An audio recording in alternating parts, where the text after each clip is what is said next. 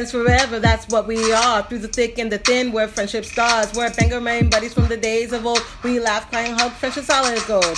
My soul whatever started a year ago. We share our stories and your stories were told. 80s, 90s memories that give us glee. And on the block party shows, NKOTB. Now our friendship circle has grown by far. Hashtag friends forever, that's what we all are. Boom. And if you don't know, now you know. My so-called whatever for life. Hashtag MSCW. Hashtag friends forever. Yeah. Yeah. Action. Games.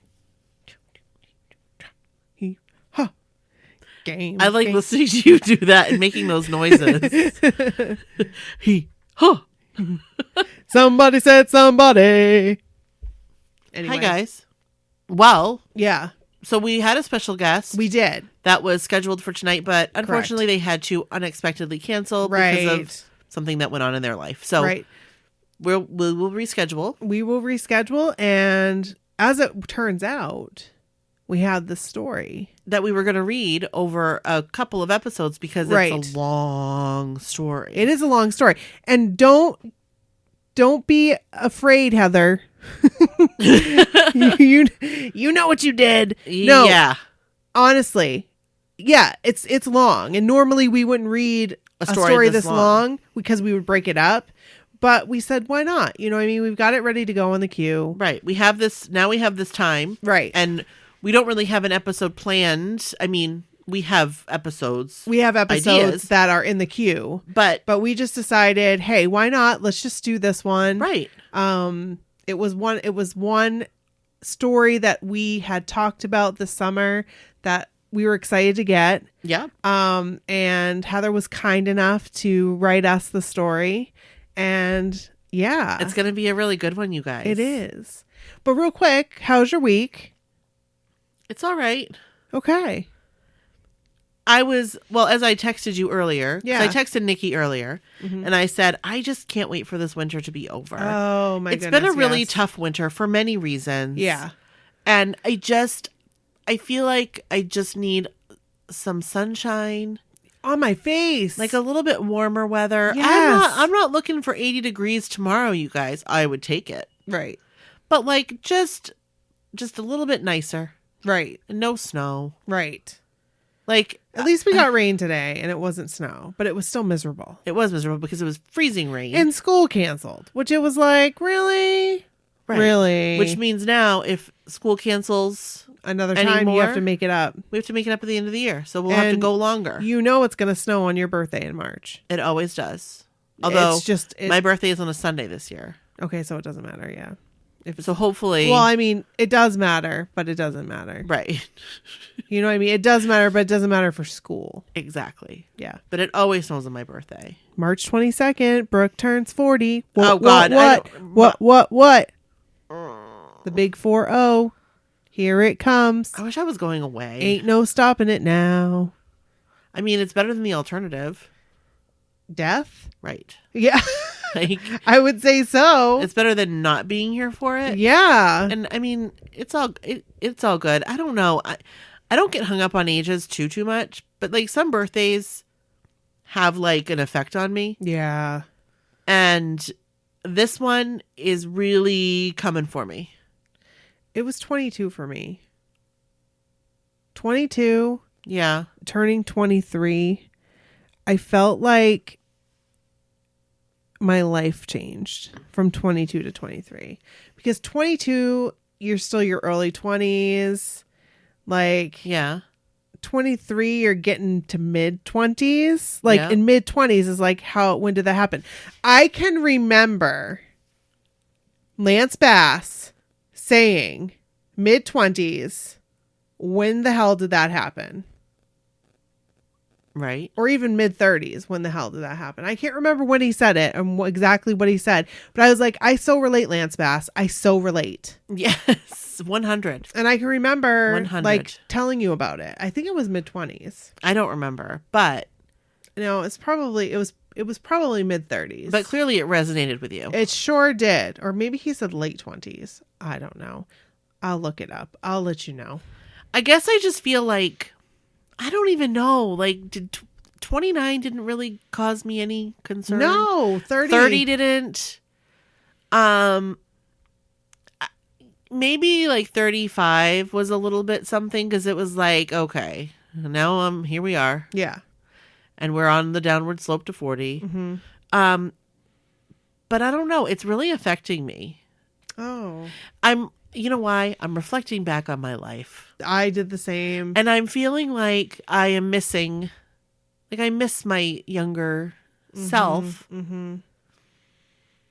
And the younger, the things that my younger self could do. Mm-hmm.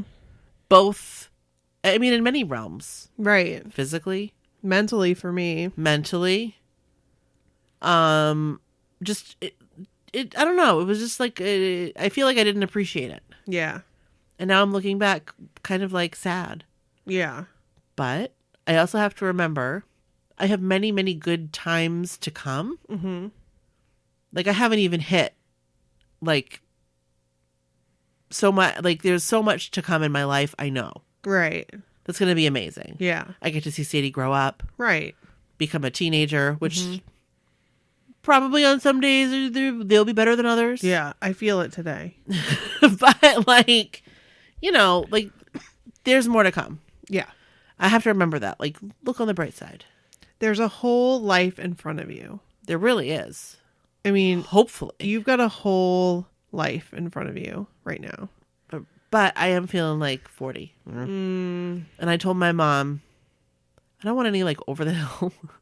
Like I don't want like black stuff at my birthday party.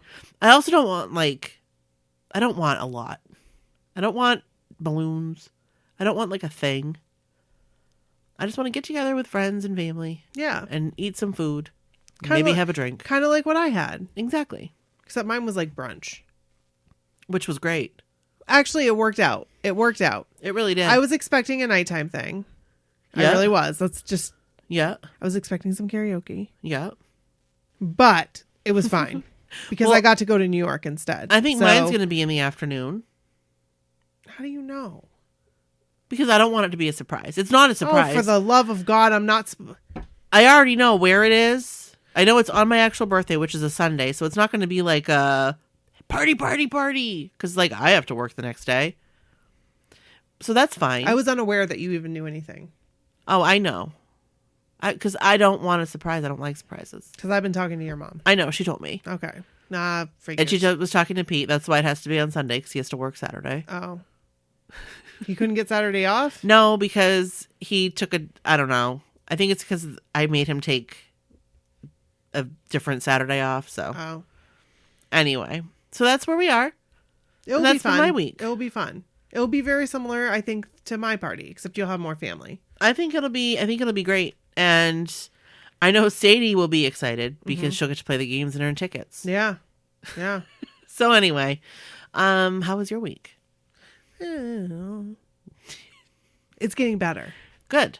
It's Good. getting better. It's getting better, and didn't start off very good at all. But it's getting better. So with that being said, should we intro? Yeah, let's intro. This is Brooke. And this is Nikki. And this is my so-called whatever. Hey. Welcome to the block party. We ain't leaving out nobody, Hey. especially not Heather. Especially not Heather. Heather, you are like the third host, Yes, you Today. are. You're not here. but you're not here. But you're here in spirit. Absolutely. And in our hearts. Right. Yes. So I was going to say, for those of you who are maybe listening to us for the first time, Yes. welcome. Welcome to the block party, guys. This is our NKOTB block party episode. Yes. And every week we switch off and on. Yes. And next time around, you will more than likely hear an 80s and 90s episode. Yes. More than likely. But sometimes we switch it up even more. Sometimes And we have to. Sometimes we have another block party because who doesn't like numerous block parties? Exactly. I'm telling you right now, looking at our downloads for the past like couple weeks, like our block parties are getting hit hard. People like our block parties. Somebody's binging. Like there's multiple people binging our block parties. It's freaking amazing. I love it. And I want to hear, like, honestly, like if you guys are binging, Yeah. or like going back and listening to old episodes, let us know. Especially if you're hearing this now, like be like, yeah, I'm listening to Step 164 block party episode. You don't have to say the whole thing, but Step 164. Shouting out to you. You asked for a shout out. Here it is. Right. Hit us up on Twitter at so-called whatever. Yeah, we want to hear what episode you're listening to. And for sure. And that would be cool. Yeah. That's all. Yeah, and you can also hear episodes being replayed on NK Airplay Radio. Absolutely. You heard that commercial in the beginning, so there you go. There you go. And we will no longer have ads. No more ads, you guys. Yeah, we decided we didn't really like it. The ads were all over the place, and we didn't really feel like it was a good fit for us. Right. And so we decided to go ad free. So here we are, back in our original form. Right. And so any of the older episodes that you listen to will also be ad free. Right. Now we'll have the NK Airplay Radio on because we want you guys to listen to that. So, and occasionally we'll have like another podcast that we promote, but that's about it. Unless we have some kind of sponsorship with somebody. That'd be cool. That would be amazing. How about a sponsorship with New Kids on the Block? How about that? Hey, you can pay me in hugs. I don't even need That's hugs. a hug sponsorship. I just need like a wink. Hey now. Hey, Jordan Knight. Oh, wink, wink. I'm gonna wink at Jordan for you. I'll go. Oh, will you please? I'll do just like that. Open mouth. Because I'm not gonna get to wink at him because I won't be on the cruise. I will give him a wink for you. I will. I'm so sad. I'm so sad. Everybody's so sad. So because I'm not going on the cruise, I'm not like up to snuff with all the cruise groups. I'm not either. I was going to ask if anyone's been talking about the coronavirus. I don't want to talk about that. Because it's all I ever have to hear and talk about at work. Ugh. That's been my week. Coronavirus. When I think of coronavirus, I think of give me a Corona. I think of, yes. Like, I wouldn't mind a Corona Light. Yeah. With a nice lime or lemon. I like the lime. But I will be on a cruise ship also, and I'll wave at you. Yeah. At sea, if we pass. If this boat's a rockin', don't come a knockin'. I would though. I would get in a little like dinghy or whatever they call it. The lifeboat. Yeah. Not the lifeboat because I wouldn't be able to like pilot that. Mm-hmm. But I could get in like a little rubber thing and like and float over. Paddle. Yeah. Paddle over, and then I'll knock on the side of the ship. Bonk, bonk, bonk, bonk. I just have to like know what night it is so that I can be dressed appropriately. Oh, okay. I am so just not. I'm so just disconnected. I'm just disconnected, Brock. Well, it's been, as we mentioned, it's been a winter. It has. It's been a winter. Has. And so, it hasn't, it let up for a little bit and then it all came back down again. So just got to get through these next few weeks and hopefully things will get a little bit better. Yeah, totally. So but it's about to get better right now. It is about to get better because we're going to read Heather and JJ's story. Do you want to start? Sure, I'll start. I'll read like the first 3 paragraphs. Perfect. Does that sound good? Yeah. Okay, here we go. Hi, Nikki and Brooke. It's JJ's mom, as I introduced myself to you back in July. Let me preface this by saying that JJ is not my only child. I have another son, Justin, who is now 23. Wow. Whoa.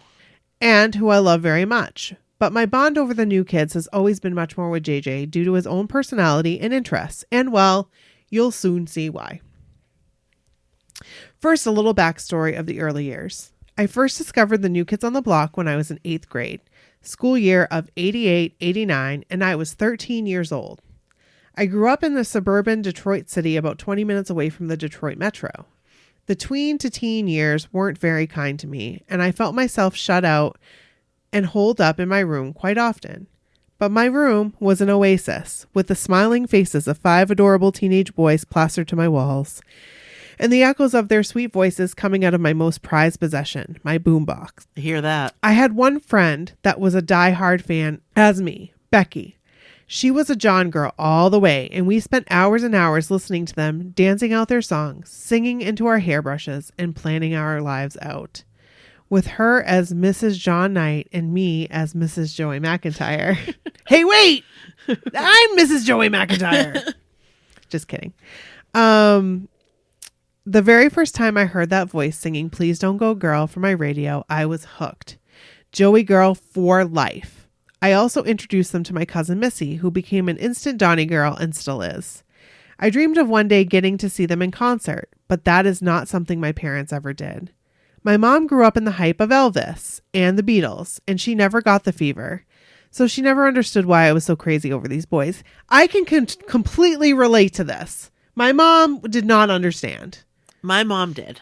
My mom was like, why are you getting all crazy and bent out of shape over these boys? Really? And she still does to this day. Well, she's just like, I just don't understand it.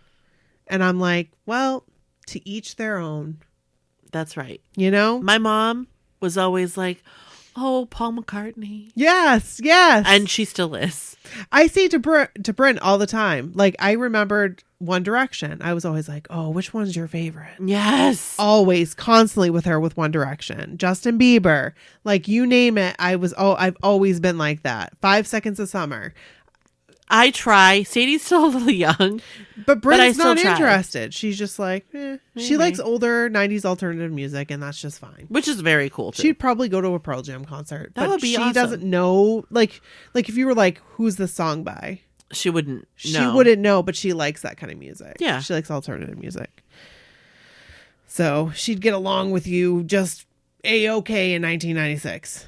Oh, perfect. Yeah. We'd be good buds. Yes, you would. In the spring of 1990, when the New Kids were in their all-time height of fame and about to announce the release of Step by Step, I was at a low.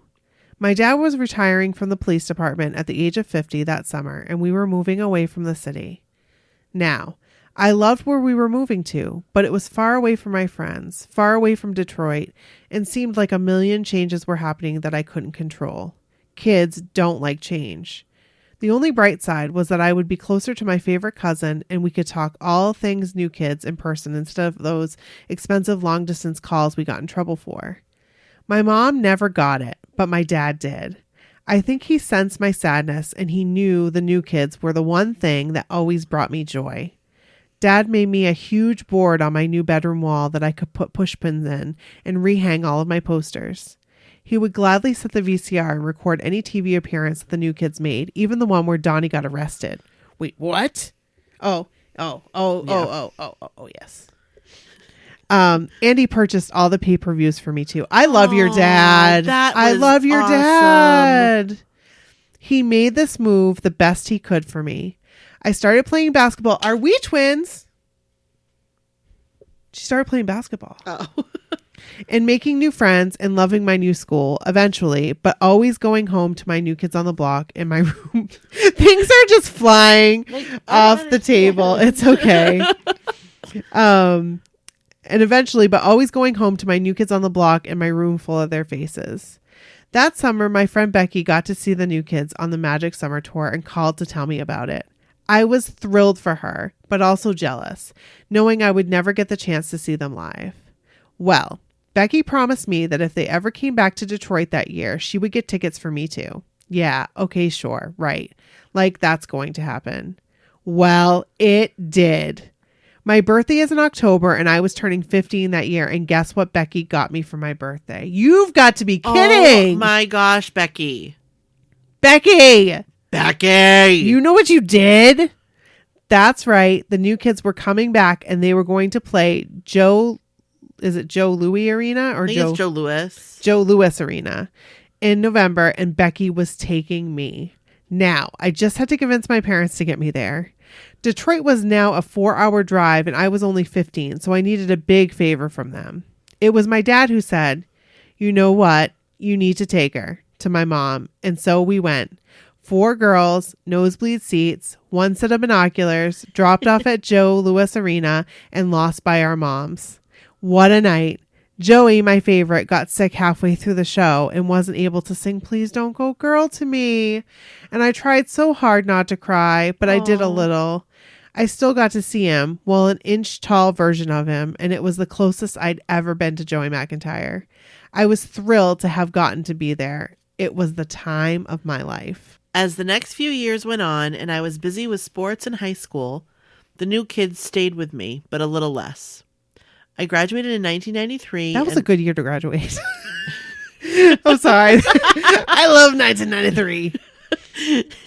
And although most of my friends, including Becky, had moved on from the new kids by this time, I kept their posters up in my room and their cassette tapes handy in my car. I knew I would always love them, and Missy would still listen with me. When Face the Music came out, I was so excited. I loved it. I thought it was their best work so far, and I was so surprised that the rest of the fans, the world, did not see it that way. I was heartbroken when the group came to an end in 1994. That was also the year my dad got sick, and I was in my freshman, sophomore years of college, playing basketball, discovering myself, making bad decisions, the works. I held on to my new kids still, but was also moving in a new direction, and there were a lot of changes happening in my life, again, that I had no sense of control over. My dad was diagnosed with liver cancer in the spring of 1995, and he passed away that August. Oh, I'm so sorry. I was 19 and had just lost the love of my life, my hero. A man that had big blue eyes, curly hair, a smile that would last for days, an infectious laugh, and the heart of a giant. I was vulnerable and frightened and needed guidance, but instead I fell for the first guy that came along, dropped out of school, got pregnant, married him, and left home. A few years later, in the spring of 1999, I heard a new album had been released by my favorite new kid on the block, Joey McIntyre. I remember. A solo album. Woo! That was it. He was back in my life, and boy, did I need to hear that voice. Yes. That summer, things got really rocky for me and my husband, and we separated, filed for divorce, and I was now a single mom at 23 years old, trying to figure it all out. Stay the Same was a very inspirational album for me, and I kept it at the top of my car radio plays for the next few years, and it eased me through my divorce and many tearful moments of single parenthood, singing alone in the car at the top of my lungs. I followed all of Joey's career from afar, and the others too, but mostly Joe. I just always felt a connection to him, and he reminded me of happy years and the love of my dad, who I missed so much. A lot of life and loss happened in the years from 1995 to 2000. And that fall, my mom sold our family home in Michigan and moved to Tennessee to be near my grandma. I was living in Ohio at the time, struggling through nursing school and to provide ends meet on my own. After the events of 9/11, 2001, it got tougher, and by February of 2002, I knew I needed my mom. I needed help, and I needed a fresh start. Justin and I packed up everything I owned and took all my money and moved to Tennessee to be near her and start over. And that very month, without trying to find love at all, that's where I met James. We dated for 5 years, got married in 2007, and got pregnant with JJ right away. Oh. So I call this JJ story, even though I retitled it. I just have to say I retitled it. Oh. But she did call it JJ story. So I call this JJ story because it is truly his, but also because JJ is a child whom I almost didn't get to live to raise. I'm going to have to go back to his beginning for a minute.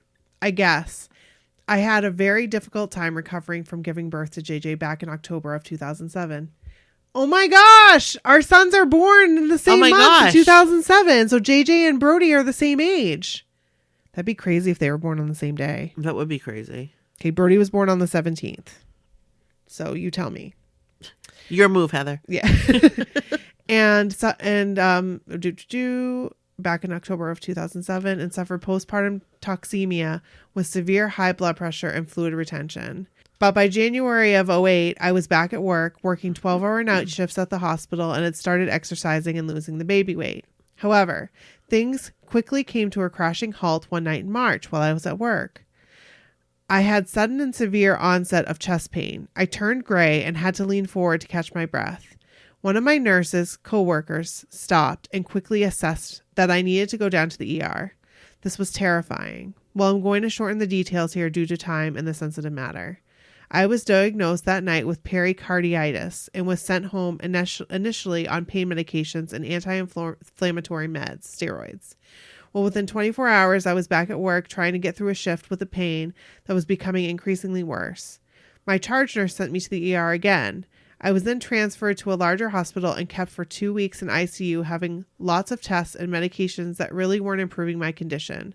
But the doctors did not feel I needed surgery at this point. After the 2 weeks, the condition was starting to improve, so they thought, and I was sent home again.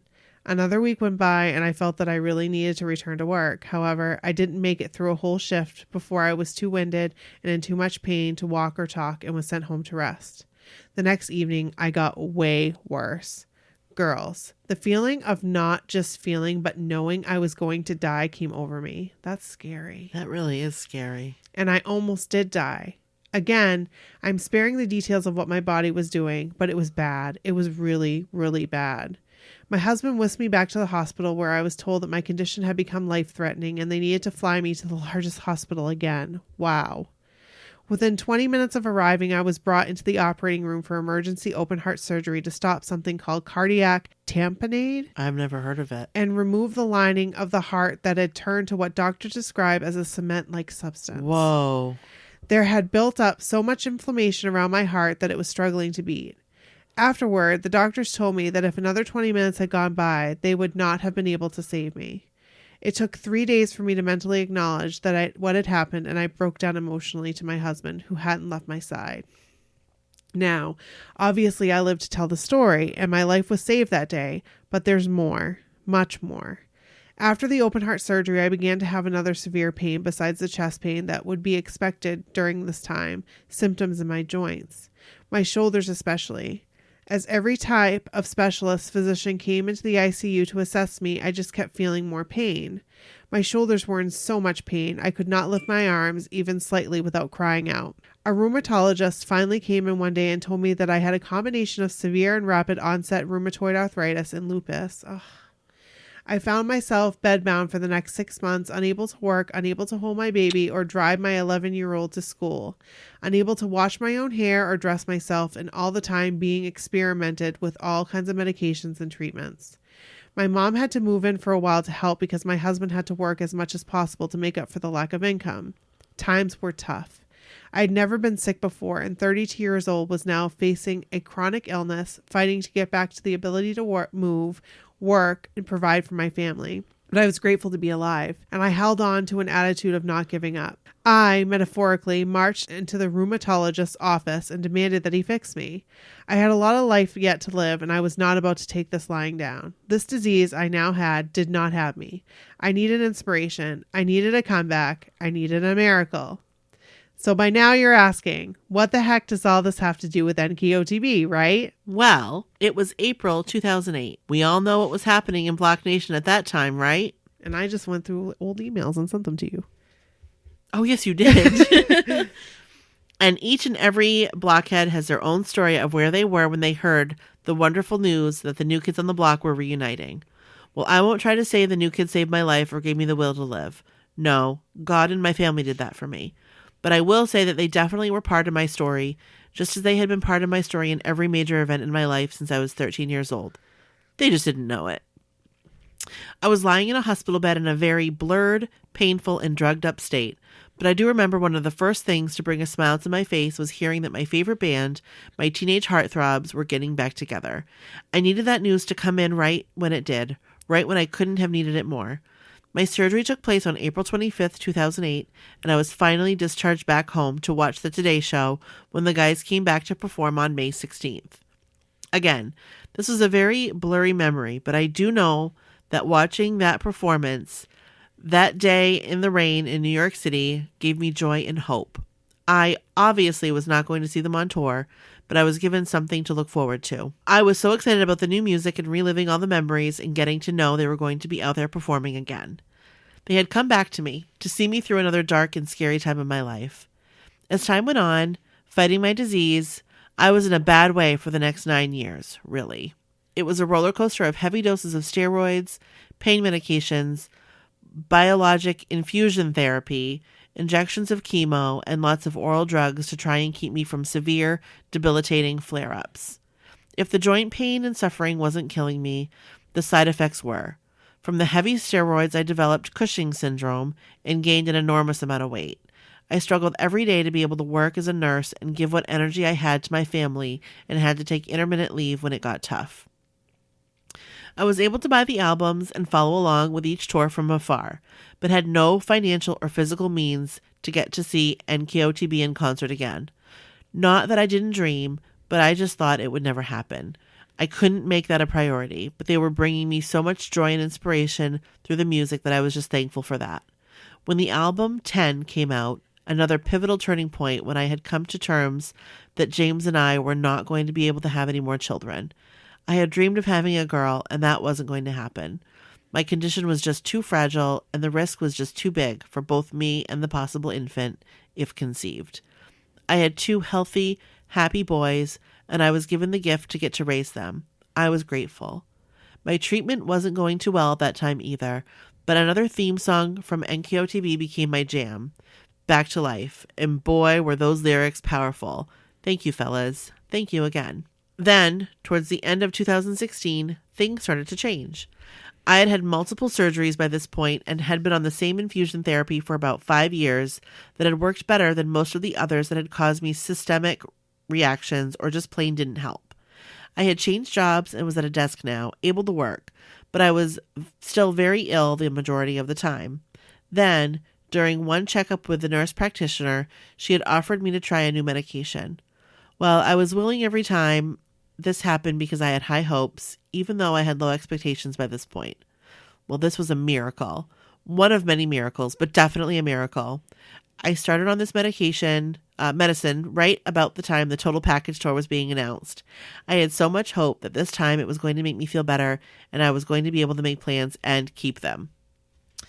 I asked my husband if I could get tickets to go see the New Kids on the Block in Nashville that May 2017, and I wanted to take my cousin Missy, my diehard Donnie girl. He agreed, but convinced me that I could not go without taking JJ. I mean, I quickly agreed because JJ had become a huge fan by this time.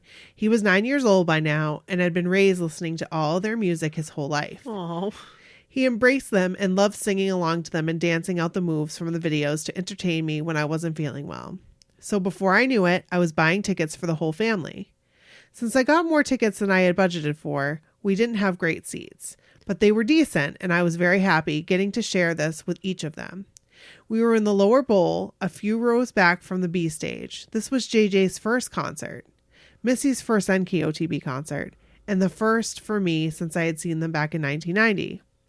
We were all just so thankful to be there. And this was the closest I'd ever been to my dream guy, Joey McIntyre. My cousin, who was 5 days younger than me and my lifelong blockhead bestie, was ecstatic to be this close also. Our husbands wanted to be there with us, and they enjoyed the whole night. Just seeing how happy we were there. Just seeing how happy we all were. When Joey, my forever favorite, came out to sing the song that made me fall in love with him and this whole band when I was 13 years old. The song that rang through my ears as I was fighting for my life.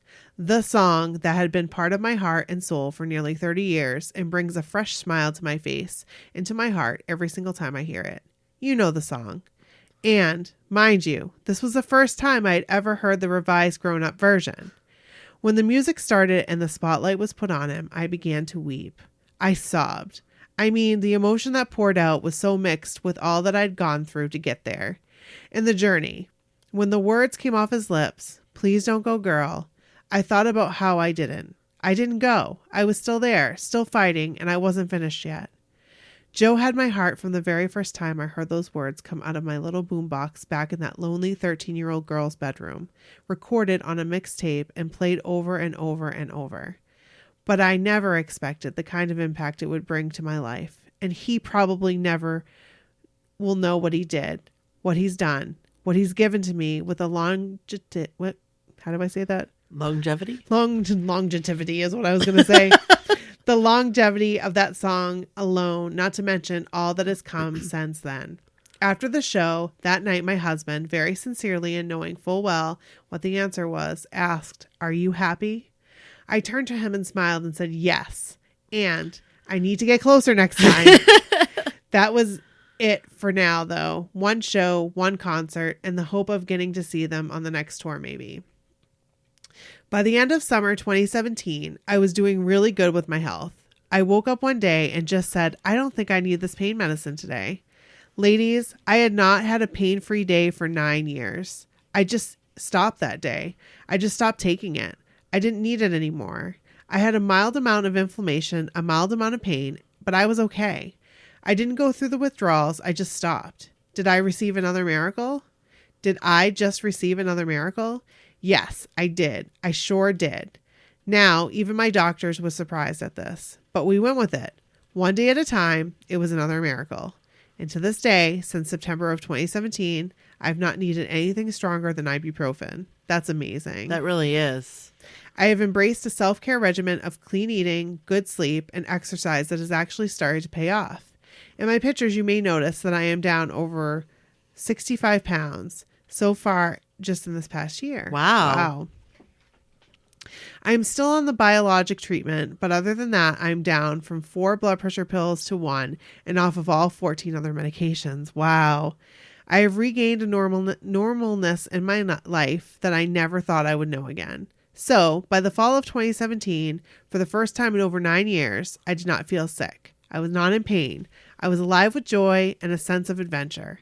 I still had to recognize my limitations, but I had a lot of making up to do. So here is where it really starts to get fun. When you are faced with near death and years of not really being able to do more than just survive, and suddenly are given back your health and vitality, your whole outlook on life changes. At least that is how it was for me. Through all of it, I had never really gotten down into depression, although I could have. Don't get me wrong, I was down a lot. But I always somehow maintained hope and optimism that things weren't going to get worse. They were going to eventually get better. Then, when things did start getting better, I was going to seize the frickin' day, people. I am blessed to have a husband who supports my desire to get out and go and not let an opportunity to live and thrive go by. It is not his nature, but after seeing me go through years of pain and sickness, he is so happy that I can go. So he says, go. So now we're up to 2018 and the sale for the mixtape tour has been announced. James has given me the green light to get one meet and greet ticket to one show.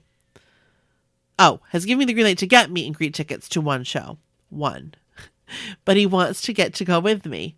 So I agree to this and we set out on the morning of pre-sale to get the best tickets. We decided on the Greenville, South Carolina venue this time as it is only a 2.5-hour drive for us. We are lucky enough to get front row, center, meet and greet, and I am so excited. I can't stop shaking from the excitement. But within a minute or two, James and I look at each other and we both had remorse. Not buyer's remorse. No, we had remorse that we only got 2 tickets and we immediately felt bad that we didn't include JJ. Now, we had agreed on one show, great seats, spend the extra to do meet and greet so I could finally meet my favorite band, especially Joey, face to face, right? Well, my darling husband went into the other room and within 5 minutes was back and said, "They are playing on Saturday in Columbus, Ohio. Do you think you'd like to go to that with JJ?" Aww. Yeah. Okay, well, I just bought you 2 tickets. Have fun. Oh. That is so sweet. Eek! I was going to get to see them twice and take my little partner in crime. I was overjoyed. I couldn't wait to tell JJ. I couldn't dream of asking for more. Well, hold on just one more minute. I got on the phone with my cousin Missy, who lives in southern Mississippi. I quickly found out that she wasn't able to get tickets, wouldn't be seeing them, and didn't think she could make it up to where she could go to a concert with me. Wait, what? Seize the flippin' day, right? So within an hour, Missy and I scored 2 floor tickets at the New Orleans show, and I was driving down, picking up my cousin and taking her ass to the mixtape tour in May 2019. Wow. Okay, now to wait until tour time. But then another announcement comes over the wires. Do we have wires? I'm so late to the party with social media, but hey, pause there. Here we go. Back in time a minute to when I discover you, my so-called whenever. So I know Nikki especially will connect to this. I had never heard of any podcast before I saw in the fall of 2017. I'm going to cry. on Facebook following all things Joey McIntyre that he was going to move back to New York City with his family and he was going to do a podcast about it. Hello? I didn't care if he was going to read the phone book out loud. I was going to listen. Any opportunity that I had to hear his voice, I am there. So I did listen, anticipating every new episode and laughing and beaming with each story with his friends and about his darling family and the adventure that awaited them. I was also thrilled to hear that he was returning to the East Coast and maybe I'd have a better chance of getting to see him in a solo show or stage production in New York City. When his podcast came to an abrupt stop without warning, as I am sure you remember, I was going through fierce withdrawals and started searching for other NKOTB related podcasts. That is when I found you. Oh, and I am so very glad that Joey McIntyre brought me to you. I love this podcast. I love the stories. I laugh and cry with you as I listen, and it just warms my heart so much that you have made this platform for us to all be connected.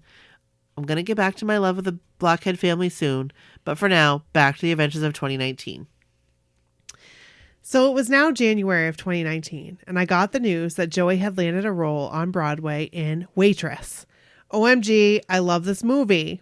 By the way, I'd never seen this movie until he announced, like, Waitress. And then I found out it was a movie, and I was like... I've never seen it. It's really good. I have been dying to see this musical, and now my guy, my Joey, is going to star in it as the dreamy Dr. Pomander. I must go. My cousin, my other favorite cousin, David, lives in Manhattan, and I visit him once or twice a year if I can. When I told him about Joey being a Waitress, he had actually just seen it with Sarah... How do you say that?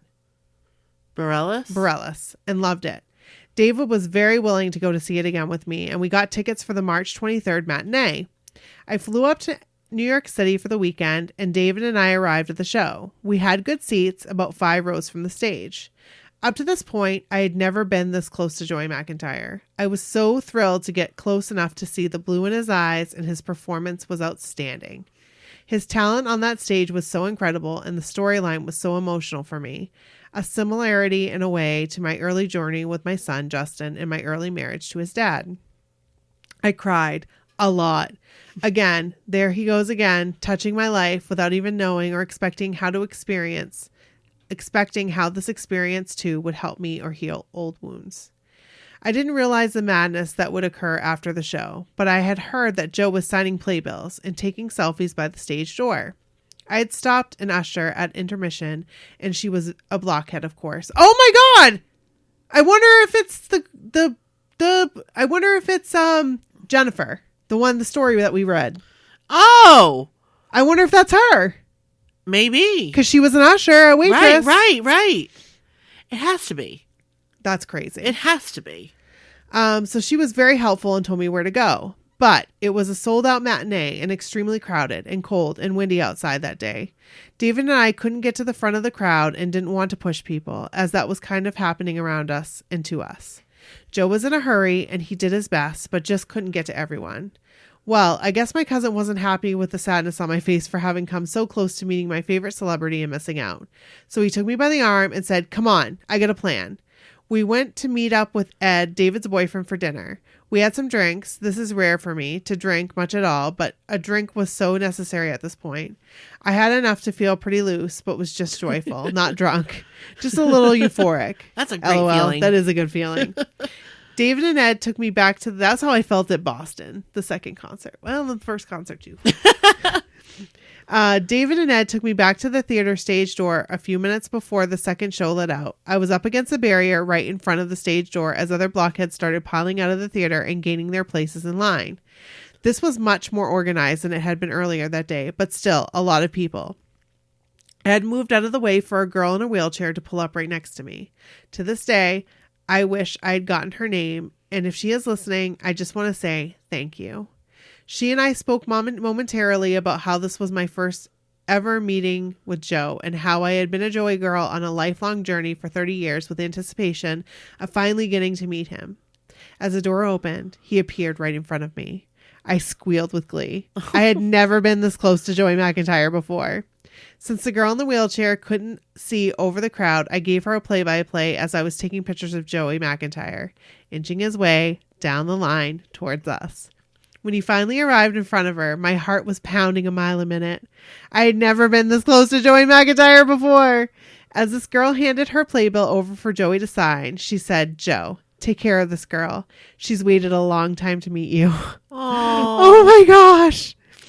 OMG, this was my first real true experience with a blockhead love, and I was too overwhelmed with fangirling that she was gone before I could thank her. And girls, that's when it happened. I don't know about you, but fangirling is a phenomenon that takes over your body, and I literally had no control over what I was doing or saying from that moment on. And I'm pretty darn sure I did everything wrong, LOL. Word vomit came out of me just as fast as lips can physically move, but I had no control over it whatsoever. It was as if I was trying to compose the last 30 years into 30 seconds. I said something about my first concert experience in Detroit and even named the date, November 17th, 1990 at Joe Louis Arena, when I had nosebleed seats and that I had to share binoculars with 3 other girls just to get a glimpse. And Joey became ill with his asthma that night and had to leave before I got to hear him sing Please Don't Go Girl. Then I spit out something about getting to see him on the mixtape tour coming this summer. I reached out and touched his arm to make sure it was all real. And as I did, he just looked over at my hand and smiled. OMG, what am I doing? I didn't even have control over that movement. I was so nervous, I forgot to hand him my phone for a selfie. He had handed me back my playbill and Hanging Tough CD that he signed, and then had to literally pry my phone from my grip and ever so gently pressed and said, "Selfie mode." LOL. And then he took a picture with my crazy ass. And boy, do I look crazy in that picture. What the hell just happened? The whole time he was so calm and he was smiling, laughing to himself, and certainly thinking I was totally nuts. Then my cousin, in his perfect calm and loving way, handed his phone to Joey and asked for a group picture of the 4 of us. That is the picture I truly love. And thankfully, I look slightly less crazy in it. But wait, not done yet. As we start to move away from the barrier, the souvenir waitress sippy cup that I had wine in during the show was in my jacket pocket. It got caught on the barrier and, picture this in slow motion, oh gosh, went tumbling forward, landing on the other side of the barrier right next to Joey's feet. Yikes. OMG. Can I get any more embarrassed? There was a security man standing right behind Joe as he moved on to the next fan and was signing autographs. Surely the security guard would bend over and hand me that cup, right? But no. Without giving any pause, in a sweet, perfectly calm and kind way, Joey looked down, picked up the cup, looked me right in the eyes, opened his hand and handed my cup to me with a smile. I just swooned and said, "Thanks, Joe." And that was it. I had just been that close to Joey McIntyre, and I had experienced my very first fangirl moment. Well, I then walked away a few steps and screamed with joy and hugged a couple of strangers that were still in line. But otherwise, that was it. Done. Mission accomplished. And honestly, hopefully, he doesn't remember anything about this whole encounter. But I'll never forget it. LOL. Okay. Now I am back home, gleaming with joy after Waitress, living on the high of meeting my heartthrob and awaiting the start of the mixtape tour. First show is New Orleans on May 11. We got to the hotel early and wanted to walk around and see if anything was going on at the venue. Any early merchandise sales or signs of the buses. We walked around the corner from the Hyatt and spotted 2 girls walking in our direction. This is all very important later, but just wanted to mention it in sequence that we met Melissa and Tracy on that street corner in New Orleans that day. Neither Missy nor I had ever had floor seats, and we were at the front of the D section, really halfway between the main stage and the B stage, and so pumped. The show was amazing. We didn't get any contact with the guys, but we had John come pretty close to our section, and Danny walked right in front of us during Block Party, and when Donnie made his way to B stage, he passed pretty near us too. We didn't see Joey or Jordan up close, but we loved everything about the show and had an amazing time together, loving this life, reliving memories, and sharing this love for these guys. Next stop would be Columbus, June 22nd. In preparation of the big day, JJ and I wanted to make t-shirts to wear to the show. He helped me design both, and we ordered them online from a site I will never use again, but full disclosure, I had no idea how to do this and was limited to be able to get them in time. For years now, I had shared my love for NKOTB with my very sweet boy. JJ has a love of music, singing, performing on stage, doing theater, and also Little League Baseball. I would show him videos of NKOTB, of anything Joey, of course, and he became a little blockhead right along with me. He also was very interested in the fact that Joey had kids and that his oldest was his exact same age, and that he also played baseball, acted, and sometimes got to go on stage with his dad.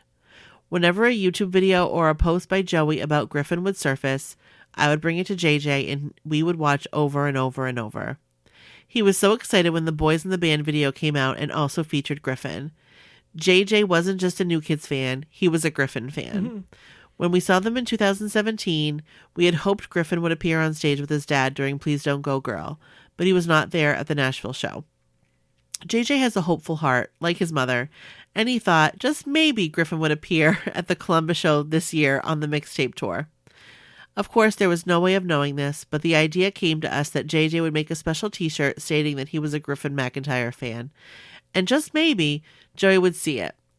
It was truly a long shot, but JJ had so much fun deciding on what to put on his shirt, making up hashtags, picking out the colors and the font, and this planning was all part of the fun of getting to take him to this show. Well, when the shirts came in the mail, we were not pleased at all with the way they turned out and almost did not wear them at all. But there was no time to order new ones or send them back, so in the end, we put our outfits together with the t-shirts we had. JJ decided to pair his t-shirt with a denim vest in similarity to our favorite member of the group, and I just wore the damn shirt with some jeans. Whatever. No one's even going to notice, right?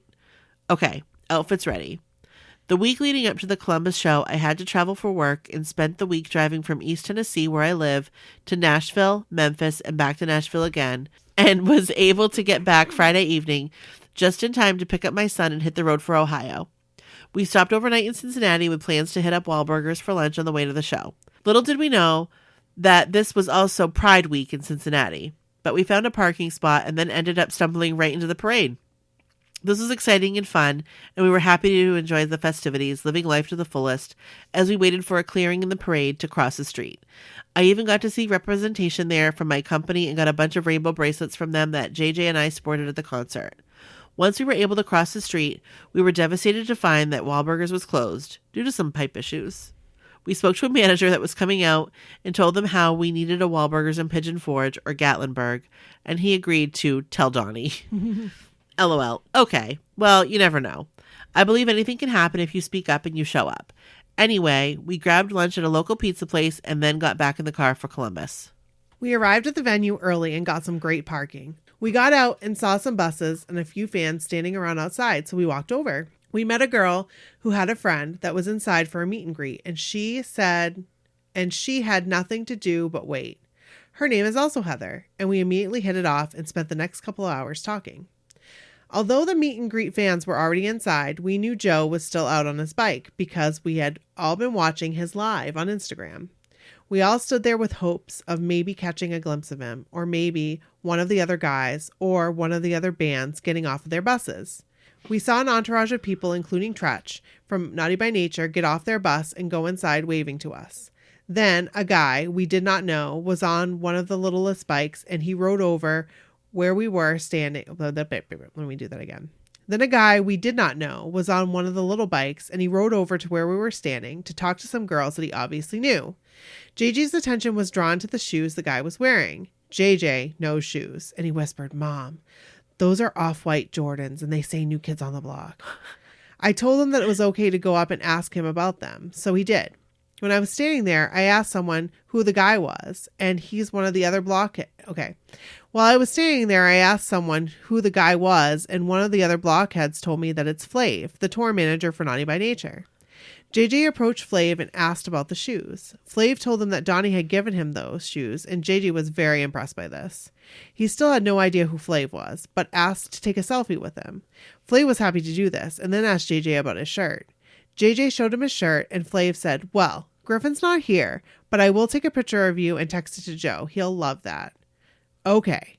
I was chatting away with Heather, and I did not know about this picture or this discussion that happened until after the concert that night. And I certainly did not believe that Flav actually sent it to Joe, but more on that to come.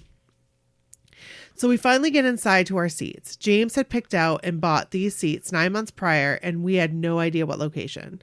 The row said C, so we assumed it was the third row and on the side of the stage, and we should get a decent view, right?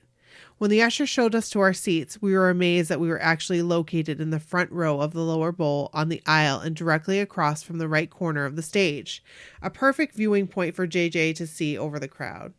As the show started and the guys made their way off the platform during the way, love it, the first new kid to spot us was Donnie. Donnie smiled big, pointed right at JJ, and gave him a big thumbs up. OMG, this has already made our night. Then it happened. As Favorite Girl began, Joey made his way to the corner and looked out. As he spotted JJ and read his shirt, you could see the biggest smile come over his face, and he lit up. We were just so proud of this moment and were completely satisfied with just knowing that Joey had read JJ's shirt. Mission accomplished. He knew that Griffin had a fan in the audience. But hey, there was a whole lot of the show left in the sky. Well, all of them do not disappoint. They go beyond expectations time and time again. So when the guys made their way into the crowd for Block Party, we got high fives from Danny and John as they passed. And then Joe, who very quickly stopped and kind of grabbed JJ and squeezed him and said, "Hey, buddy." What? Oh my gosh. OMG again. Then later, when Joey came off the stage, as he did each night during the Whitney song, "I Want to Dance with Somebody," he came to us again and did the same thing. I have this one-on-one video. Wow. Throughout the night, we got lots of winks and nods from the stage from both Joey and Donnie. Got to get high fives from all the members of the group except Donnie, but also from Tiffany, Big Dan, Danny's dad, Vic, the head of security, who even asked me for a hug and took a selfie with me. Aww. That's so cool. It was such a cool night, and I think the best possible seats we could have had for JJ to see and get all of this attention. But wait, not over yet. At the end, as all of the acts came out to sing 80s Baby, I'm recording as Joey dances across the bar section of the stage towards us. As he's singing his line, he takes off his Boston Bruins hat, tips it right at JJ and I, and then says into the microphone, "I got you, buddy," as he points to JJ. Oh, OMG again. What did he just do? Holy crap. Wait now. The song ends and Joey Flippin' McIntyre starts down the steps of the stage, and I realize he's coming over to us. He brings Marcelo, his photographer, with him and puts his arm around JJ and takes a quick picture before I can even compose myself to know what is happening.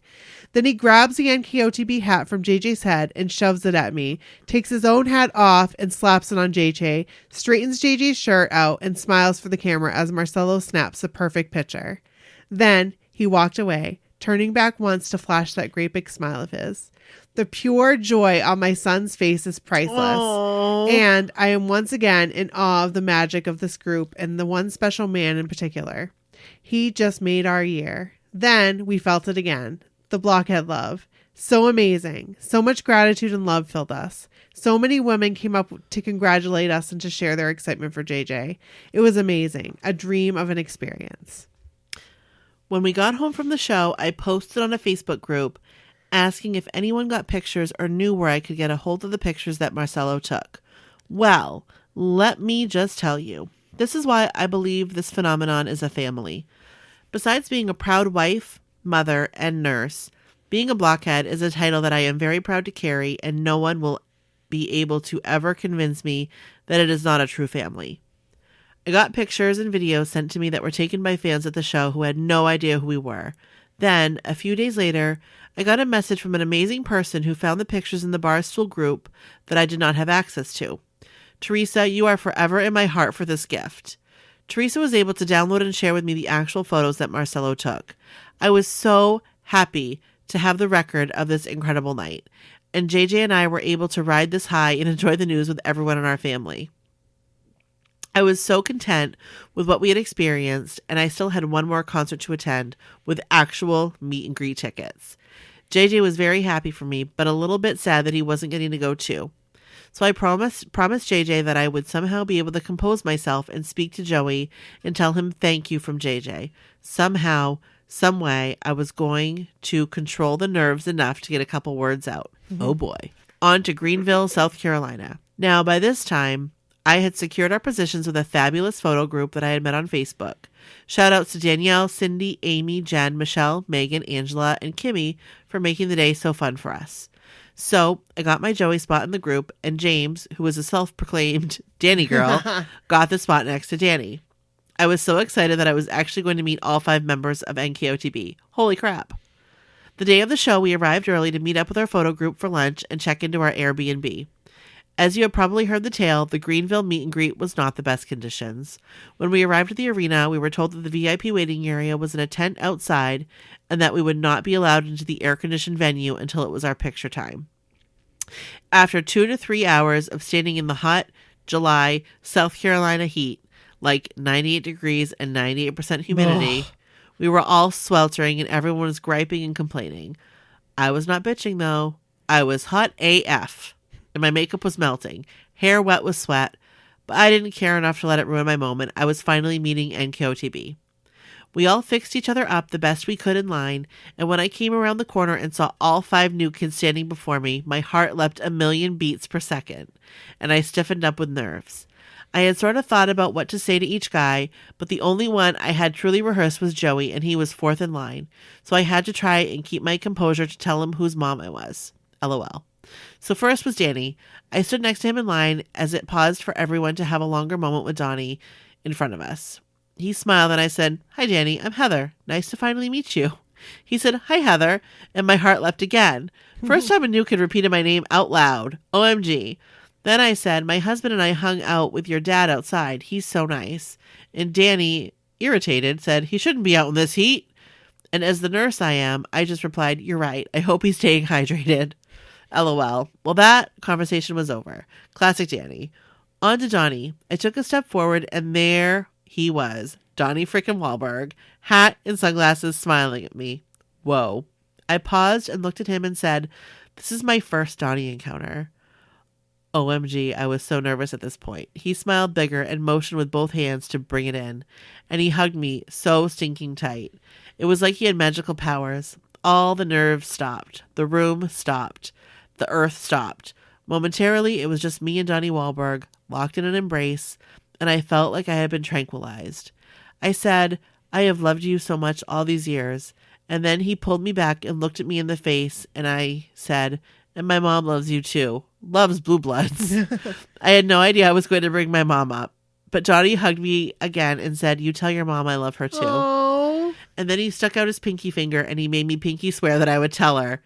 And hugged me a 4th time and kissed the top of my head. Oh. Donnie, you know what you did. You know what you did. It all happened much faster than it sounds, but as he let me go, I said, "Thank you for working so damn hard all these years." And he said, "You're welcome." Okay, Jordan next. Oh boy. I turned and looked at his eyes, and all the nerves came rushing back. This was Jordan Knight, and he was even more beautiful up close than I had ever imagined. He really is. He really is. He really is. He's like, he's beautiful. He's beautiful. He really is. He really is. I'm going to cry thinking about it. He's beautiful. This was Jordan Knight, and he was even more beautiful up close than I'd ever imagined. Now, I will admit, I was guilty of reading and listening to other people's experiences, and I had heard some bad hype about Jordan not loving meet and greet sessions. So I was even more nervous when I got to him. But I approached him slowly, said, "Hi, Jordan. My name is Heather. Is it okay if I have a hug?" And he smiled and said, "Of course," and brought me in for a huge embrace. It was even better than Donnie's hug. And as he let go of me and pulled back to look me in the eyes, I said, "I love your pipes." And get this, just as I said the word pipes, I heard a voice on my right repeat the word pipes out loud. In a voice I knew all too well. Holy shit. Joey McIntyre is right there listening to me talk to Jordan Knight, and he just repeated me out loud. Oh my God. Now, I want to say that I playfully tossed my hair back and smiled over at Joe and said something witty or cute. But that's just not what happened. Instead, I froze. I felt my body stiffen up, and I couldn't take my eyes off of Jordan to look over and acknowledge Joe. Yet. Jordan smiled big at me and squeezed both of my hands with his and said thank you. Then I turned. OMG, Joey, what are you doing to me? So nervous. My ass is sweating from the heat and the nerves, and I am very aware of it now. I was shaking, but I had to get out my words and try to remind him who I was. So what did I say? Hi, Joey. Do you remember me? As he was gently side hugging me. Oh my God. Why did I ask that? As he started to reply, I interrupted and said, I'm sorry. You gave my son your hat at the Columbus show. Then he smiled, saying, oh yeah, how are ya? And I quickly said something about a thank you card in my pocket that JJ had made for him and asked if I could give it to him. He said, of course, as if he was irritated that I needed to ask to hand him something. But, you know, I had to sneak that in. Yeah. And I wasn't doing anything without consent. That was awesome. That really was. Yeah. I was too scared of getting kicked out of the VIP for breaking the rules. I would be the same way. As I pulled the card out of my back pocket, I noticed for the first time that it was damp. Oh, no. Oh, no. Oh, shit. Damp from standing out in the heat of Greenville, South Carolina sun for 3 freaking hours. Oh, my God. Oh, my God. Oh, my God. I just read what she said. So as I handed it to him, I mumbled something like, sorry about the ass sweat. But he thought nothing of it, grabbed the card and stuck it in his back pocket, just as we were being told it was time for the picture. And then I had to actually verbalize out loud to myself to turn and stand in position for the picture. Crap, this is why I look like I'm in tortured pain in that damn picture. Seriously. I look like I'm terrified. Hey, it's okay. That's what they look like. That it is. You know what I mean? How they come out. You know what I mean? I look like a friggin' mannequin in mine. So, oh well. After they snapped 2 pics, I turned back to Joe and said thank you, and he smiled and said, "Tell your son I said hi." And I said, "You tell Griffin that JJ says hi. He loves Griffin." Didn't know that was coming out, but it did, in almost a demanding voice. But he smiled and locked those blue eyes in mine and said, "I sure will." Melt, literally and figuratively melting here. Then I had almost nothing left for John, but I got over to him and said, hi, John, I'm Heather, and I hear you give great hugs. He smiled, hugged me real tight, and said, have a good time tonight, Heather. Oh, yeah, I told myself, there's still a concert to go to, LOL. My husband had his own meet and greet experience, bringing up the end of the line behind me. I won't go into each moment of his, but when he got to Joe, he told him he was my husband and thanked him for what he had done to make me and my son so happy, and Joe told him he got the card from JJ. Okay, showtime. We had to leave the venue again after buying some merch and had time to go back to the Airbnb that was a block away and change our sweaty clothes. That's awesome. That's awesome. Amazing that you could do that. That is awesome. That is awesome. Like, that makes so a huge difference in life. I was very grateful for this. Clean and dry. We headed back to the venue for the show. We were front row, center. That's amazing. Perfect location, and we had an absolute blast. James made friends with everyone around us, and some nice ladies painted him with glitter. That's awesome. He was sporting a tank top in honor of Danny and having an amazing time. I was so glad he came to the show with me. There were lots of smiles and winks from the stage at us throughout the show, especially from Donnie and Joe. Donnie mouthed happiness to us and winked at us several times. Aw, this was the best time I ever had. I had made a couple of small signs and brought them to the venue, not knowing if I would get them out or not. But I did get a few out for a moment and got a couple of smiles from the stage. There was a point in the show that I knew was coming up, and I got out my sign that read in great big glitter, "Dance with me, Joey," and held it up. He spotted at me, put his hand over his eyes to block the spotlight, and squinted to read it. I pushed it forward some so he could I pushed it forward some so he could read it, and as he realized what it said, he nodded to me. OMG again. So, as the song started to play, I Want to Dance with Somebody, the one person I'd wanted to dance with my whole entire life was heading off the stage and over to me. Oh my God. Eek, I shouted at my husband, who was singing and dancing along to BBD and not really listening to me, that, hey, Joey is coming down here to dance with me. LOL. Well, he did. He came right to me, and it was only for a few short seconds, but his arm was around me and we were jumping up and down and he was singing in my ear. I am in cloud 9. Wow, what an amazing night. I'm so blessed and so grateful for all of this. Oh my God. After the show, we ordered pizza with our blockhead friends that we were sharing the Airbnb with, and I watched Joey's Instagram live that he did that night. I was so full of joy. I couldn't imagine it being any more perfect. That's cool. That I wonder if that was like planned, that they shared the Airbnb with blockheads, or if it was just like, whoa, there's blockheads staying here. I don't know. Yeah, that's kind of neat. If they had like all got together like from Facebook and was like, let's get this like together. Yeah, like we do. That's fun. That's cool. The next morning, James and I got an early start and drove the 2.5 hours home. The mixtape tour was nearing its end, but for me, this was my last show of the tour, and I felt like we went out with a bang. Well, I thought that was it anyway. As I was getting home, getting ready to go into work late, my phone buzzed at about 11 a.m. with a notification for Instagram and Twitter. Joey McIntyre just posted a photo. Well, of course I had to check it out right away. Holy crap! I just dropped my phone like it bit me. That is a picture of Joey McIntyre and my son, JJ. And Joey himself, posted it on his Instagram. Am I dreaming? I am definitely shaking, screaming, jumping around in the middle of my foyer, and I'm screaming out to JJ, "Get down here. You have to see this." Both my husband and my son came running to see what the heck was wrong with me. I can't even get out the words to him that what I had just seen on my phone. I started to respond to the post, and my hands are shaking so bad I made less sense than when I tried to talk to Joey in person. OMG, that's the picture from Columbus. And wait, swipe over. That's the picture that Flav took outside and texted to Joe.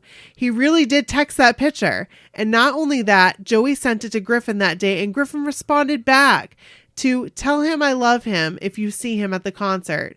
What? Euphoria. Wow. Just flipping wow. He just keeps giving. I am flabbergasted. That's amazing. That's crazy. Like, that's amazing. I love it. Thank you, Joey. You just made our day, week, year, lifetime. Lifetime. So happy. Again, you have no idea. Well, maybe you do. Maybe you knew just exactly how much this would mean to us, and that's why you did it. JJ and I rode this high the whole rest of the year of 2019. Hell yeah. My husband, too. Later that day, while I was still beaming, James turned to me and said, "Yeah, you need to go on that cruise." Oh, yay! You're going to go on the cruise? I get it. I want you to go and have the time of your life. These dudes are all right, and I love how happy you are. Oh, my God. I love her You husband. deserve it. I love your husband. I love your husband. Is the sweetest. I am in tears at this point, both at the time he said it and now as I write this and relive the moment. I had never asked. I never thought it was fair to take that time and that money from my family and spend it on myself. I had always wanted to go, loved seeing all the pics and videos and hearing everyone's stories from the cruises, but I never thought I would get to go myself. I was okay with that. I could live vicariously through others, but I still dreamed about it. Well, if I hadn't made this abundantly clear so far, let me tell you, dreams come true. And I immediately started planning for a cruise that wasn't even announced yet and wouldn't be for a few months yet, but I was ready. Just needed a roommate. Enter Melissa. Remember Melissa from New Orleans? My cousin Missy and I met Melissa and her BFF Tracy on the street corner in New Orleans and hit it off as instant friends. We had gotten to know each other that night and on Facebook some over the past few months. And when the cruise announcement was getting closer, we decided that we would try and get on together and room together. Neither Missy nor Tracy would be able to go, so Melissa and I joined forces to get on that boat. This would be the first time for both of us. Well, the day of ticket sales was the most nerve-wracking day of our lives. But within about 30 seconds, we had the room of our choice and secured a spot on the 2020 cruise. OMG, we are so excited. And I will just say, there will be so much to tell later on, I'm sure. Melissa and I have spoken or texted every single day since October 16th, and have never dreamed so big. We cannot wait to meet you, Nikki, and all the other blockheads we have connected with.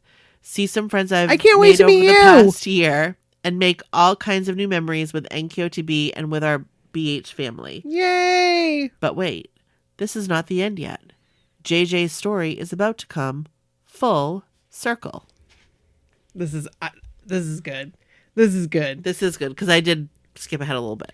Back when I went to see Waitress on Broadway, my theater kid was so sad that he wasn't able to go. I promised him that the next time Joey did Broadway or theater of any kind, I would take him.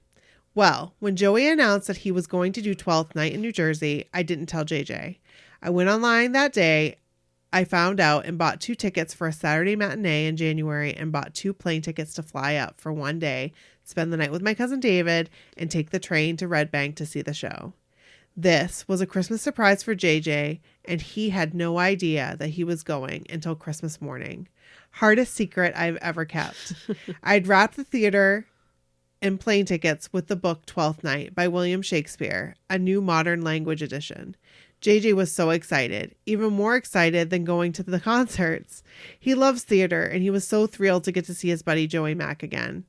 JJ read the story and then also a biography about William Shakespeare, and even did a report on him for his historical person report for school. That's so cool. That is really cool. When we heard, again, that Joey was meeting fans in the lobby of the theater after each performance and signing autographs and taking selfies, we knew there was one thing we had to pack for this trip. Joey's hat. The hat that had been locked in a glass case since June and had only made it out a couple times to show friends and family and to go to a couple theater auditions for luck. Yes, this had become JJ's lucky hat, and he was going to wear it to every audition from here on out. So, hat in tow, we flew to New York City. Now, a few weeks before we went, talking to Teresa, my Joey girlfriend who had found those original pictures that Marcelo had taken from June 22nd on the photo group site for me. Yeah, that Teresa.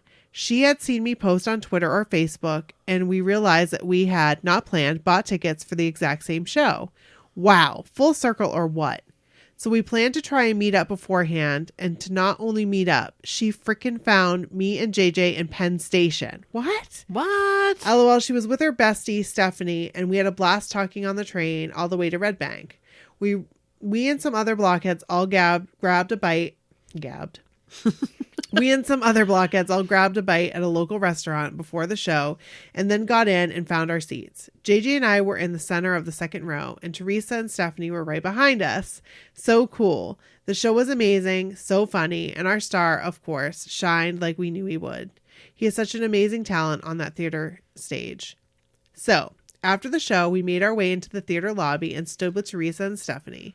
Teresa offered to get right behind us and take pictures while we talked to Joe. Such a gem she is. Thank you, Teresa. I could tell as we inched closer that Joe was looking at us and recognized that hat. JJ had placed the hat on his head after the show was over so that Joey would recognize him when he met him.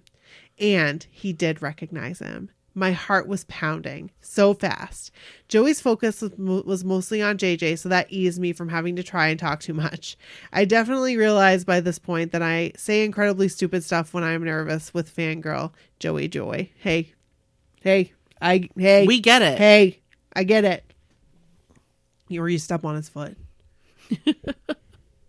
He shook JJ's hand and said, "Are you this guy?" Grabbing the hat. "How are you?" With a big smile to both of us. He took a selfie with me and then one with the three of us. Then JJ asked him if he would please sign his hat, and he said, "Of course," and signed, "JJ, you're the man, Joey McIntyre." As he was doing that, Joe asked me a few questions about where we were from, how long we were in town, etc., and I tried to answer the best I could with my nerves. We thanked him again for everything, and JJ safely tucked his hat in his bag, and we said our goodbyes to Teresa and Stephanie and went to board the train back to the city. We were thrilled that we had such a wonderful day and another amazing experience with Joey McIntyre. We had totally forgotten that we had given him a card to wish him the best on his performance there, and a thank you to him and Griffin for all of the amazing experiences from the past year. Oh. Well, we got home and a few days went by. I was telling my mom all about this trip, seeing my cousin briefly, falling in love with this hilarious Shakespeare play, this adorable little theater, the amazing cast besides Joey, and the pretty little town of Red Bank. Now, my mother doesn't ever go anywhere and certainly never asks to go anywhere. She's quite the homebody and is content in her own world, enjoying her service to church and singing in the choir. Well, when she said, "I should really go on more trips," and "I've never seen New York City," and "I would really like to go there sometime," and "I would really like to see that play," I was looking at flights, tickets, hotels. Before I knew it, and without even much effort, I found us planning a road trip back to New Jersey to see the show again before it was over and take my mother to New York City. And holy cow, seize the day, Heather. Here we go again. It was just too easy, the way it all happened. I nonchalantly asked my boss if I could take off a Thursday and work remotely on Friday, and she said, "Sure, go." And then I asked my husband, who actually didn't think it was all that crazy, and he said, "Sure, go." Well, I guess I am meant to go on this crazy trip back to see the same show I just saw and take my mom to New York City. Okay, hotel booked. Here we go. But wait, there's another announcement coming from the new kids. Okay, well, we will have to see what that is in a few days. And then, after I bought tickets to not one, but 2 more shows at the Two River Theater, Joey does it again. His Instagram story. OMG, Griffin just gave another shout out to JJ. He read his card. Aww. How did I miss that? I missed that. I did too. The next morning, we found out that Griffin was headed to California. Well, we wouldn't get the chance to meet Griffin, but we were excited to see Joey again and thank him in person again. I can't believe we're doing this, but it feels right and we're going to go with it. Another day goes by and I am at work when I get the news. NQOTB Fenway Park, September 2020. Tickets on sale tomorrow. Tomorrow? Wait, what? Okay. I have just planned a second trip to see Joey in a play this weekend. I have the final payment of the cruise coming up. Cruise is only a couple months away. Plus I had purchased tickets to see him in The Wanderer in May. And now this? Well, there is no way my husband is going to be down with a trip to Boston this year too. But I decided to text him and tell him about it, explaining that it is totally okay if he says no. But God love him. He came home that night and said, go. He wanted to go too, but the timing couldn't be worse for him. He had 3 employees already scheduled for vacation that week, and there was no way he could take off. He said, get the tickets and plan the trip, and if Melissa can't go with you, I want you to take JJ. So, seize the frickin' day again. I guess that this is the theme this year. Carpe the heck out of DM. Okay, so JJ and I are going to Fenway in September. Yay! We'll see you in get Fenway. to meet you. I'll get to meet you in Fenway. Tickets purchased for Fenway on Tuesday. Leave for New Jersey on Wednesday. Arrive at Two River Theater Thursday for our second experience with Joey and 12th night. My mom loved it. And Aww. JJ and I loved it even more the second time around. Oh, JJ went too? He went again. I guess so. Cool. We couldn't get enough of the whole cast, the music, and every moment. Being a Thursday night, there were a lot fewer blockheads in the lobby, and when Joey came out to greet everyone, he took a little extra time with each person in line. What a gift he is. So gracious. And then when he saw us, he said, hey, you came back. Did you see my post? OMG, love him. I mean, at this point, it's still shocking to me that he even knows who we are. Well, he knows JJ anyway. I'm okay with being JJ's mom at this point, and I thanked him, of course, for that shout out. And although I was still nervous, it was much less than I was in past meetings, and he was so cool and just talked to us for several minutes, like it was regular, just catching up with friends. I introduced him to my mom, and he took some great selfies with us. Then he recommended to JJ an arcade with 80s retro video games that was nearby. Whoa. I want to go. Fun. So we said he would check it out. I actually feel like I've been there. I think Kevin and I went there. Really? Yes. Believe it or not, like way back when Bryn was like 4 and we went to American Girl. Do you remember that? I do. I feel like we went to this arcade and it had tons of retro. You like go down in and like it's a restaurant too. Yeah. And you go in. It might be different. But that's cool. Yeah, it was really neat. I like those types of places. We talked about Griffin's exciting new show and how proud we were of him, told him we'd be at Fenway and it would be our first time in Boston. And when we said we would be back the next day for some more show, he said, okay, I'll see you tomorrow. We headed back to our hotel that night and Mom and I stayed up for hours talking like girlfriends about how wonderful Joey is and all about the new kids. Her fave is still Donnie, but I think she converted a little more to a Joey girl that night. Oh. And this is not something that I've ever had with my mom. She has never fangirled, and although she had never gotten it after 30 years, she admitted that night that she totally understood the phenomenon. Well, it's about time, Mother. LOL, just kidding. I love who she is. So the next night, we sat back further, middle of the theater this time, with a different perspective. The show was better still the third time, and the best part of it for me was looking around and seeing all the other blockheads, all the other Joey girls, react to his scenes for the first time. This brought so much joy and pride to my heart. He is truly one of a kind, our Joey, a real class act on and off the stage. I'm proud to be a lifelong Joey girl and proud to be part of this blockhead family and proud as hell to have him as a role model for my son. We met up with Joey one more time in the lobby that night. JJ thanked him for the tip about the arcade that he got to check out earlier that day, and I thanked him for everything and told him we loved him and said, we'll see you soon, to which he replied, yeah, we'll be in touch. Now, this was nothing, I'm sure. Just words that came out as he was saying goodbye. But for me, it was a reminder that we have many more adventures planned and probably many more after that I don't even know about yet. We have built so many memories over the past couple years, and there are so many more to come. And I'm so grateful for all the opportunity to enjoy it and share it. I really have come back to life. This is the life. I am loving every memory and every connection we get to make. As my cousin exclaimed to me, JJ's mom has got it going on, and I hope to keep thriving in all of the love. Well, I think we've got it going on. Each blockhead has his or her own story. This is JJ's, and this is mine. Thank you for sharing our story. I can't wait to meet you both. See you on the cruise, Nikki. And Brooke, I cried listening to that episode where we heard you weren't going. But we will meet soon, I'm sure. Fenway, maybe. Fenway, definitely. Yes. Big hugs for you both. Love, JJ's mom. Oh. Okay. Ah! That story was... If we could... I was explaining it like it was a beer... Yes. It would be full-bodied. Is that a beer thing or is that a wine thing? Maybe it's a wine thing. I don't know. Because I only drink Trulies these days. Okay. But... I only drink Cocaine Ladies these days. It was such a good story. It really was. It really was. And like I told you, Brooke, because when I was explaining this, I was like, hey, so listen. We got this story. It's kind of long. Yes. I said. Yes, that's exactly how you said it. But hear me out, because Brooke and I have been on this kick lately to try to keep our episodes like between 30 and 45 minutes. We feel like it might be easier to consume. Right, because we've heard people say it's really hard to listen to your episodes when they're long. Right. But with this story, I kept saying, I just feel like it needs to be read in one episode because it needs to be its own thing. It needs to be its own thing. And I can't. And tonight just happened to be. You know what? It was meant to be. Right. It just happened to be that we didn't, our guests couldn't come on. So here we were. Right. Right. Why not? Exactly. And I think that it was a great decision. I think so too. And you guys go to our website and look at all of her amazing pictures. Oh my goodness. There are so many awesome pictures. I mean, first of all, let me just say, she takes wonderful pictures. She does. She's beautiful. And her JJ is so cute. He is adorable. Oh my gosh.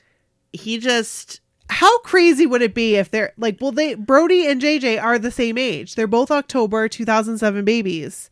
Like, right. So crazy. I love his scarf. I love his music scarf. Look at his music, I saw his keyboard scarf. His little like so piano cute. Scarf. But go look at the pictures. Yes. mysocalledwhatever.com. Yes. And guys, send us your stories. Right. If you've got a story that you want to share, we want to hear it. We want to read it. We want to experience it. Yes. And so do our other listeners. Yeah. I mean, everybody has a story. So send it to mysocalledwhatever@gmail.com. Right. And we've gotten people that are like, yeah, I don't really have a story. Yes, you do. Everybody has a story. Tell us when you first started liking them. Everybody even if you've never been to a concert, even if you've never met them, we want to hear your story. We want to share it. Here's a story for you that I've never shared. Oh, okay. And it will give you an idea of a story. Oh, I thought you were going to tell me a story that you've never shared. I am. Oh, okay. Here, I'm ready. So here's I'm here for Here's a block party story from me. Okay. And this is all that you would need to share. Okay. When I was 10 years old, my cousin used to come over and we would listen to Hangin' Tough tape, the cassette tape, and we would pretend my bed was the stage and we would stand on my bed and we would perform.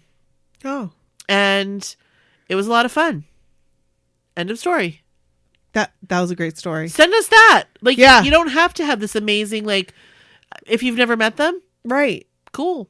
I mean, okay. And the thing is, we love these stories. Absolutely. We do, but if you don't have, a whole lot to write, that's fine too. That's completely fine. We just want to hear your experience. Right. In this. Right. Or 80s and 90s stuff. Yeah. Like, send us that too. I really like blow pops that were blue raspberry, and I would buy them in bulk at Wholesale Depot. Right.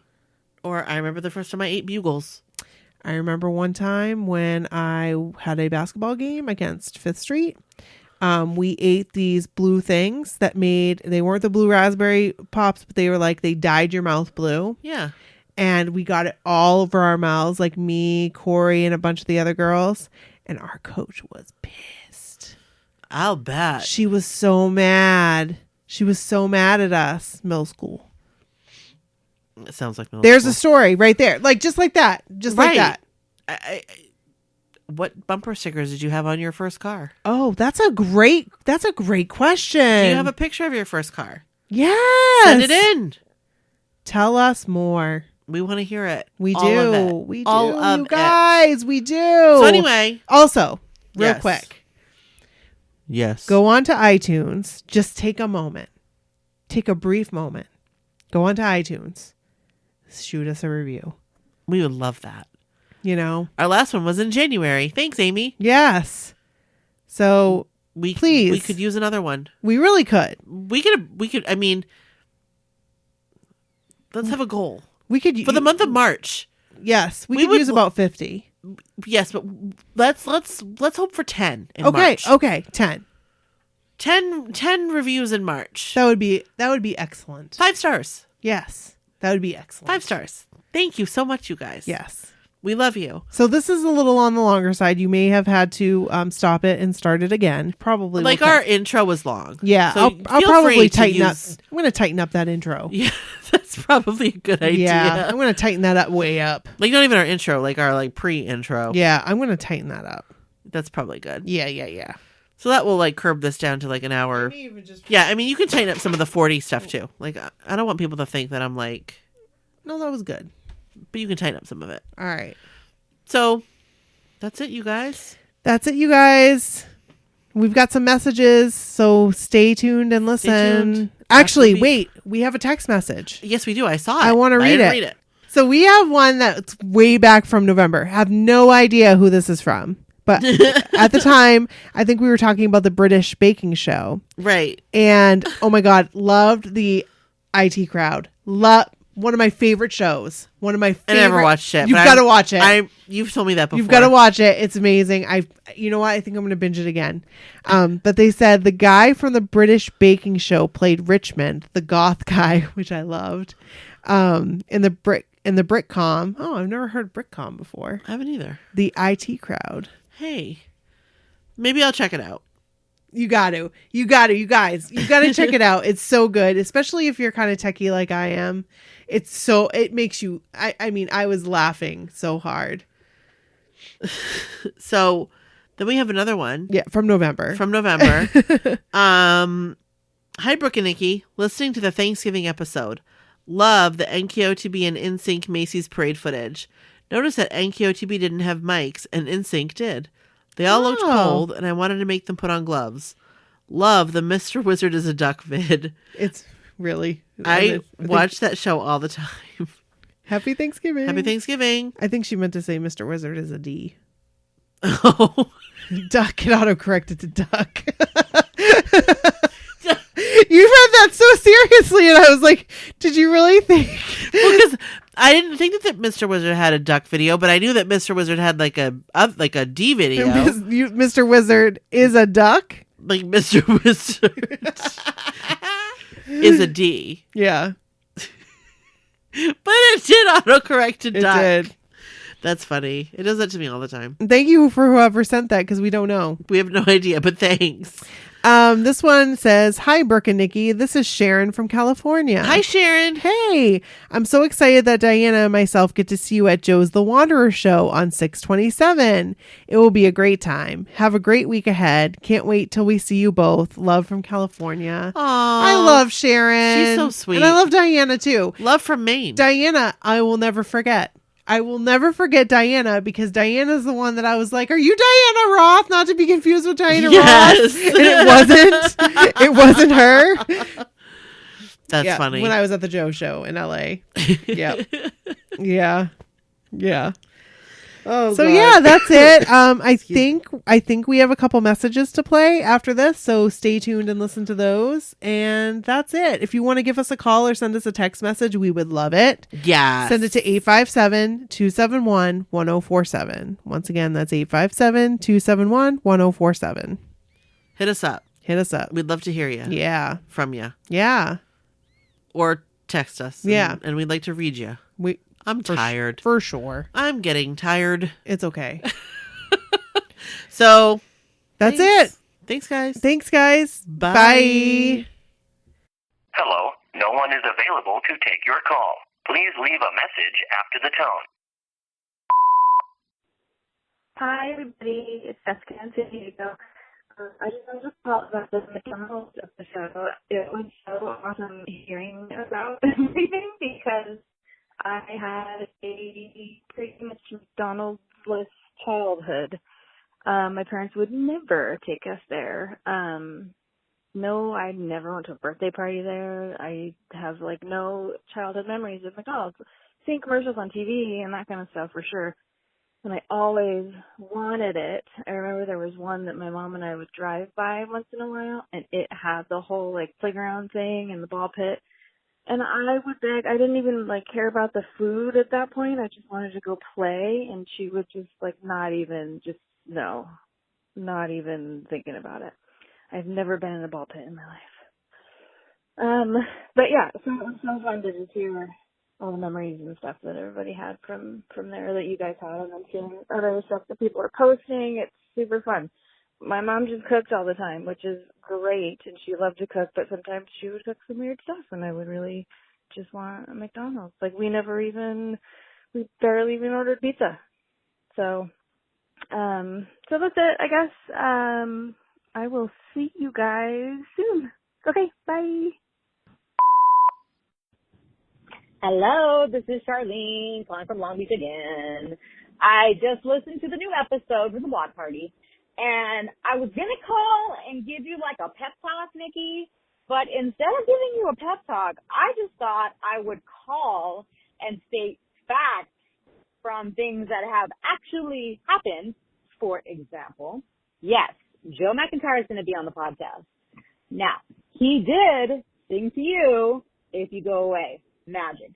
You did have a very clear conversation with him during your photo group at the cruise. Along with that, the photo that you guys are in, you look like a bunch of old friends sneaking in and photobombing somebody else's picture. He does that with people he's comfortable with. So that means he's comfortable with you.